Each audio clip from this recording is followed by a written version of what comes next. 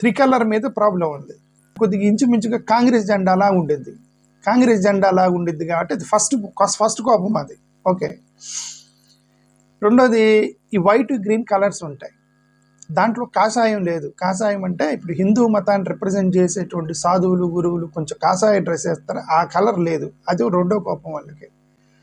కాబట్టి ఈ జెండా మీద అబ్జెక్షన్ చేశారు. యాక్సెప్ట్ చేయకపోతే ఆర్ఎస్ఎస్ని బ్యాన్ చేశారు.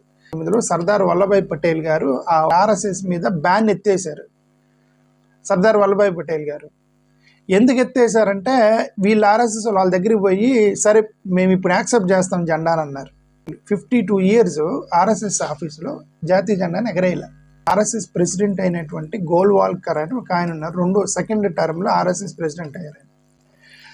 He has return in his book in 1966 the bunch of thoughts అనే పుస్తకంలో ఏమని రాశాడంటే ఇప్పుడు ఉన్నటువంటి జాతీయ జెండా అంట నేషనల్ హెరిటేజ్, నేషనల్ యొక్క ట్రెడిషన్స్ మీద బేస్ చేసుకుని చేయలేదంట. దాన్ని 3 కలర్లు అనేవేట చూడటానికి బాగుండదు, దేశానికి అరిష్టం అని రాశారు. దాంట్లో 3 అనేది ఫస్ట్ ఆఫ్ ఆల్ 3 అనేది అపవిత్రమైన నంబరు. ఇక్కడ అశోక చక్రం ఉండేది జెండాలో.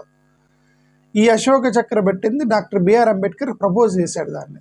ఎందుకు డాక్టర్ బిఆర్ అంబేద్కర్ అంటే ఆయన బుద్ధిజం మీద కొద్దిగా ప్రేమ ఉంది కాబట్టి, అశోక మౌర్య చక్రవర్తి బుద్ధిస్ట్ కాబట్టి ఆయన ధర్మచక్ర అని ఒకటి ఉంటే ఆ ధర్మచక్రాన్ని తీసుకొచ్చి జాతీయ జెండాలో పెట్టాడని వాళ్ళు అంబేద్కర్కి వ్యతిరేకంగా అదొక ఐడియాలజీ వాళ్ళకి. ఓకే.